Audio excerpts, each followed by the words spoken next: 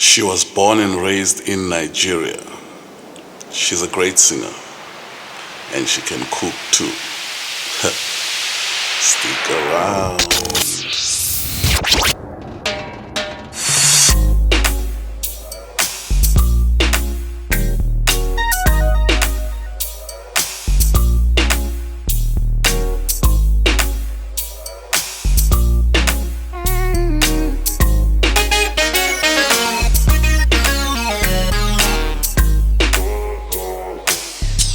Yvonne May, how are you doing? I'm good. Well. Yeah. Yeah. Well is good. Yeah. Alive. Yeah. What else? Kicking. Kicking is good. Living life. We're gonna hear a lot today. That's relative though. Yeah. So yeah. No. Look. Just go straight. They just. She kind of bush. Shall live by faith. Yeah. You see. Yeah. Look, I know who you are. You do. Yeah. So I was privileged to sort of meet you before this chat that we're having. Okay. And I want everybody else to know who you are. Who is Yvonne May? You know that's always a tough question to answer. Yeah. Aside wanting to tell people your name, where you're from. Yeah. What else do you want to say? Okay, so my name is Yvonne May. Yeah. Nigerian living in South Africa, and this has become my home. Yeah. I'm a singer. I think I'm a songwriter. Singer, songwriter, producer, recording artist, like some would say. Yeah. What else? I'm a child of God. Yeah, that's I love the Lord. I'm born again. Yeah. I'm a mom. I'm a chef. I'm a fun person. Yeah. I can be goofy sometimes. Mom and chef, man. Yeah. You see, I love people who do dope stuff, man, out there. Being a mom is dope. I love that. Well, maybe we'll talk about that later. Because I know being a mom is dope. It's you dope. have someone to scream to. Ooh. You know, so why did you put these things here? But do you always want to scream? No. Well, I think you kind of don't have a choice. I say to people that the only place where you're allowed to sound like a broken record is when you're a parent. You sound like a broken repetition. It's hard to raise kids. You need to drill it. It's a ministry on its own. You see what I mean? You need to drill it. Exactly. And if you don't drill it, we might have issues later on when they're 18. It will come back to bite you. Yeah. You see what I mean? I agree. So you were born in Nigeria. Where in Nigeria? Born. I know me a bit of Niger. Tell me. Well, I've been to the Victoria Islands. Okay, that's in Lagos. Yeah, there was a long bridge. It's called the Third Mainland Bridge. I think that's the longest bridge in West Africa, if I'm not wrong. Probably in Africa. That thing, I was just praying the whole time, crossing over. Like, Lord, see me through this bridge. I'm telling you. I know. I'm telling you. So where were you born in Nigeria? Born in Nigeria in Ibadan. Ibadan is the largest city in West Africa. Oh, okay. Yet it feels so small, like everybody knows everybody else. Yeah. It's that kind of community. Yeah. Such a peaceful, loving environment. You know, you're actually parented by a lot of other parents, not just your parents. Oh, is that? I think I grew up in such environments. You know, where it literally means it takes a village to raise.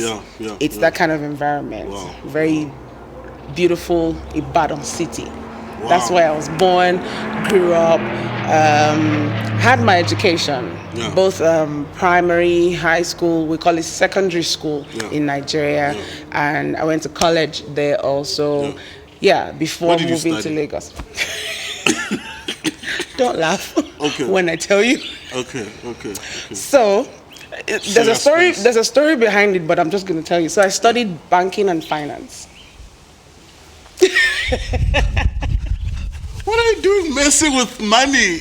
Okay, anyway, I think let's bank that one for later. Right. Okay. dude, you're one of the most gifted people I know. Wow. Thank you. And you could have shared, or rather, you could have spread to any place you want in the world. Yeah. And why SA? That's an amazing question, actually. Growing up, or say in my teenage years, before then, I fell in love with South Africa through music. Oh. So my dad would listen to, he had the records of Lucky Dube. Oh, yeah. All of that. Yeah. And then I came across Brenda Fassie. Wow. Those were my dad's music. Wow. Brenda Fassie. Look, we need to put it on record that your dad had good taste. Well, he did. He couldn't sing, but he had good taste for music. Wow.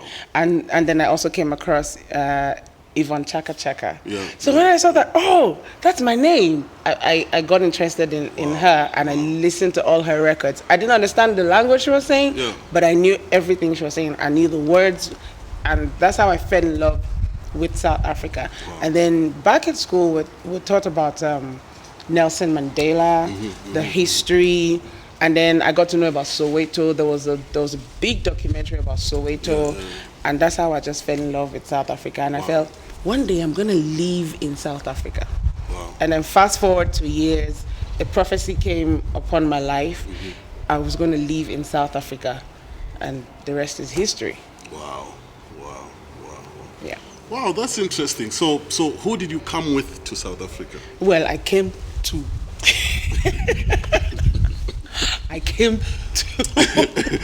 meet. Oh, you came to meet? No. I came to join someone. So when that prophecy, when that prophecy came, the prophecy came as you would live in South Africa through marriage. Oh. Yeah. So you came and you joined someone, and then what happened? So I joined. He was here in South Africa 5 years before I came. Okay. So he was already here. Also Nigerian born. A Nigerian. Okay. So he came in as a pilot. You know, he had studied engineering back home, but his dream was to be a pilot. So he felt, and South Africa has one of the best aviation industries in the world. Yeah. So he chose South Africa and came here. And 5 years after, I came to join him as his missus. Wow. Yeah. Wow. And then what? Come on, spill the beans. And then, you know, it was going good. It was beautiful. I came into this beautiful country. And then a few years after I came in, you know, he fell ill. And then a year after the whole illness and all of that, he passed on. Oh, no. So that was 2012. Wow. Yeah. Wow. So, and we were blessed with a son, with an amazing son. Yeah. So, I'm seeing the pictures here. Also, that's he's such a handsome boy. Thank you very much. Thank you very much. You did well. We did well. You did well. So, yeah. And then, you know, it was put on the table for me to go back home. I mean, bring your son back home, just come start all over. It sounds like the most logical thing to do. It did. You know, my mom was like, bring your son home, you know, just come home, we'll take care of you. You start all over, you know, whatever you want to do. And I felt, no, I'm home. It doesn't I feel like tally I'm home. with the prophecy. No, for real, it just did not. You know, I could have taken that option and gone. But I said, no, God has called me here for a purpose. And until that purpose is fulfilled, this remains home for me. So wow. I was just checking through your stuff. I think it's your YouTube channel or your Instagram. Yeah. And I'm seeing you cooking there. What's going on with and don't tell me. Okay. I think the name is May's Kitchen. May's Kitchen, yes, you got it. Let's talk about May's Kitchen. So May's Kitchen, how did May's Kitchen start? I'm very fussy when it comes to food. Okay. Very fussy when it comes to food. I'm hard to please when it comes to food. I hardly eat out. Okay. So I would cook my own food.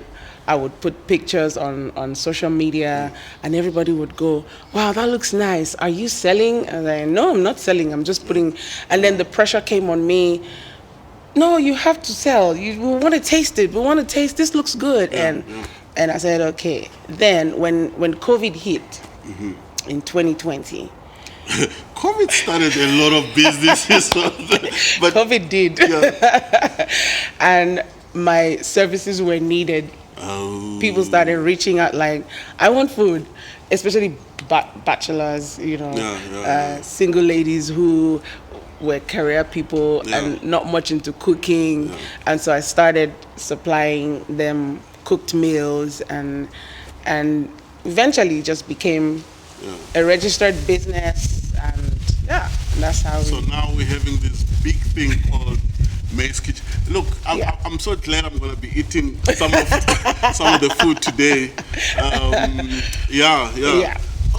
Okay. So, and what's the plan with it? Where is it going? Where do we see it going? So in the next 1 year, you would be able to walk into a May's Kitchen restaurant. To eat, because it started from home and it's been running from home with quite a handful of customers or clients or however you want to call it. So, but in the next 1 year, you're gonna be like, "Yeah, that's May's Kitchen. Let's drive to May's Kitchen. Let's go." I'm looking forward. I hope everybody is looking forward. Yeah, I know they are, and I am looking forward to it also. So, I think my first time seeing you on stage. Yeah. Were you with Pastor Patrick Duncan? That's possible, because I was with him when he recorded his album in 2016. Then he gave you the mic. And I'm chilling there, in the audience. Then they passed you the mic. You were done with me. Oh, okay. I was like, "You see that lady?" Oh, so that was the first time you saw me? I think so. Wow. I think so. That's amazing. So tell me about your music, especially where it started. I'm so interested, as to where you started. Yeah. Music started from definitely back home. My mom's church, and I joined the choir at a young age of, I think, 8. I was the youngest.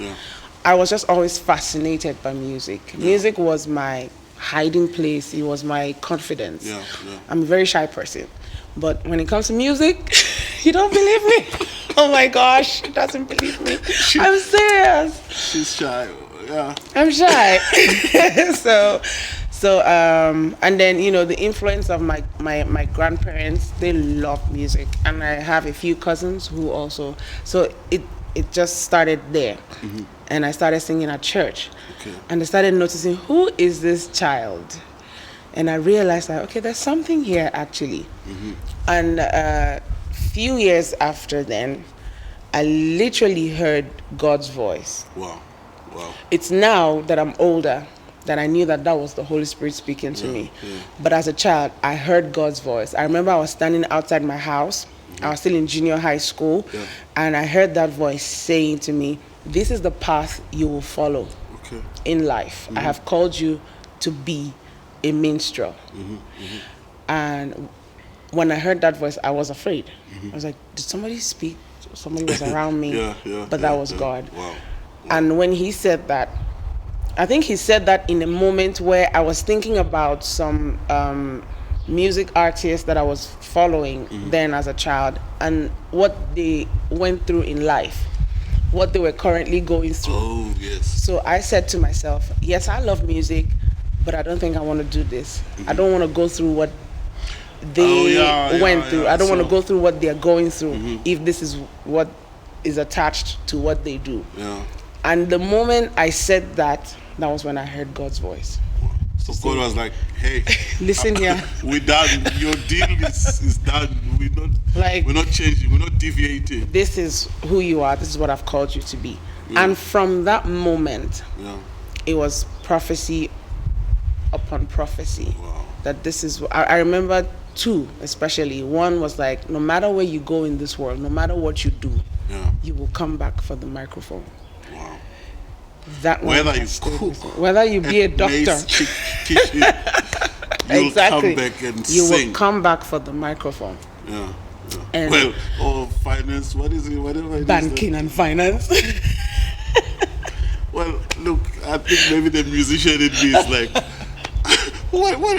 what is she talking about? How did you get there? And no offense to the guys who are into finance. Right. I mean, they help us a lot. Exactly.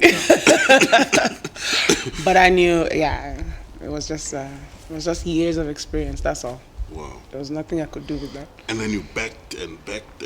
Oh yes. I had. Who did you work with? Anything interesting? Anyone interesting? Back home, well, you wouldn't know a lot of people back home, but... Oh, try me, young man. I think one of the biggest producers that I worked with back home was Cobams, Asuko. I worked with a whole lot of people. Mm-hmm. Then coming to South Africa, one of the people that opened the doors for me to work with artist was Wilson Joel. He introduced me to Wanda Baloi. I got to meet Oliver Mtukudzi. Wow, if that's the legend. The late legend. Who else? I think I've sang once with Judith Sepuma, with Kunle Ayo. Wow. And quite a number of people that I've been privileged to work with. And then in the gospel scene, Mbeko, Mbata, and yes, I watched a song of you and him. I think it was on YouTube just yes. And I'm like, this is a good song. Wow. And so I've been blessed to work with quite a number of people. Wow. Yeah. Wow. And then you're like, look, this is just a waiting room. I need to come out as an artist myself. Well, if I had my way, no, I wouldn't.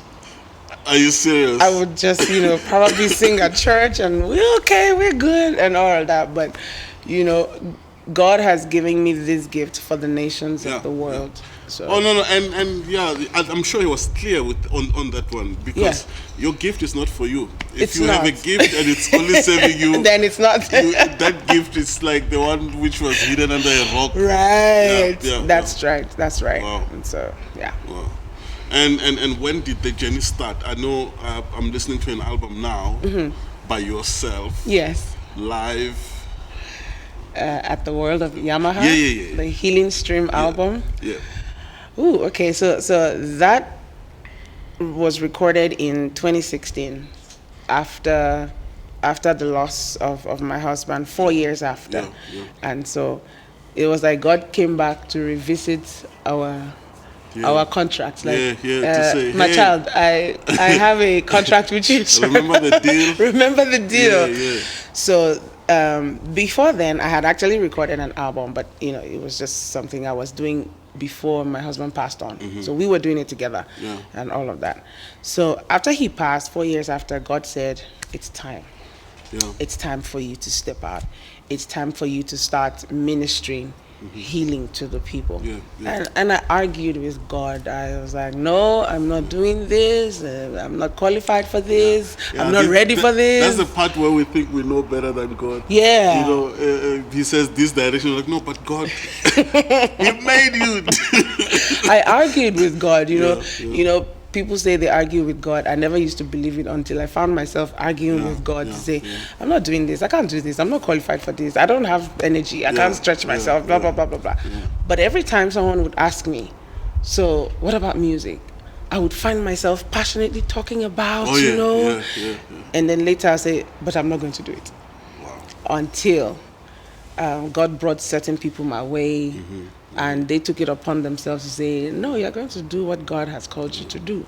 And that's how that album was recorded. And beautiful album, by the way. And thank you. I hope you get it, because she poured you're something else on that stage, man. Really? Dude, I promise you. I think whoever hasn't listened to you yet, Right. They doing some injustice to themselves. But then this is what's interesting. Mm-hmm. So I'm hearing this this Amapiano song that me and my children are jamming to. Are you saying? Every morning when we go to school. Awesome. So and which shows your versatility. Right. Do you want to talk about that? Yeah, so that's a very interesting song. That song was written by my late husband. Wow. I think in 2004 or 5, somewhere there, before he moved to South Africa. Yeah. He just came and said, I have a song. And then he made me learn that song in like 20 minutes. It was a rap song initially. He wrote it as a rap song, and I never forgot that song. Wow. So 2022 was 10th anniversary, his memorial. Oh. So I felt, how do I honor his memory? I decided to record the song on his behalf. Wow. So I said, no, I'm not going to do it the rap way he wrote it. You do it your way. I said, same lyrics, everything, same melody, but let's twist it. Let's do Amapiano. And I was loving the Amapiano vibe that was just going everywhere. And I felt I could do this. I dared myself, actually. It's a good thing because we get to hear a different side of you. Right. Yeah. Wow. And that's how I recorded it. And people were surprised, like, what? You? Amapiano? How? Yeah. You know what I'm excited about now? And I think we'll wrap up the music part of your life soon. I'm excited about this EP that you recorded live that is coming out soon. Yeah. Whew. So this EP is an interesting one. Yeah. You know, 2021, God spoke to me about this EP. Mm-hmm. But that was after I lost my producer. Yeah, we're gonna talk about that. Yeah. So he was more than a producer to me. He was like my blood brother, because we've known each other from back home. We served in the same church from back home. We did music together from back home. And so when we came to South Africa, I found him here. I was like, what are you doing here? I was looking for you the entire time. And then, you know, our friendship, our relationship continued. And he really took my ministry upon himself to say, wherever God has sent you to, you know, I will be there with you. I got your back. I got your back. Yeah. And so when he passed in 2021, it was like another huge blow. Yeah. And I told God, I think I'm done now. The same thing I said when my husband passed. I was like, you know what? I'm done. I am done. Yeah. You can keep this whole thing. I'm done. And then months after, God starts to talk to me about gratitude. I'm like, what am I? Wow, that's God for you. And then he starts to talk to me about, I know you've been hurt. I know you've gone through this. I know you've done that. I know you pray, blah, blah, blah. But I need you to switch into gratitude mode. I need you to praise me. I need you to express this relationship we have in a mode of praise, in gratitude. I want you to live a life of thankfulness and gratitude. And I just left it there like, okay, that was 2021. Yeah. And fast forward to 2023, it had to happen. Wow. I surrendered my weapon. Like, I can't wait for the release because I'm sure everybody can now see that I'm a fan. Yeah, thank you. So I can't wait for the release. And I wish you well. I wish you all the blessings that you deserve. Amen. Thank you so much. Thank you for talking to me. Thank you for invading my space. Yeah.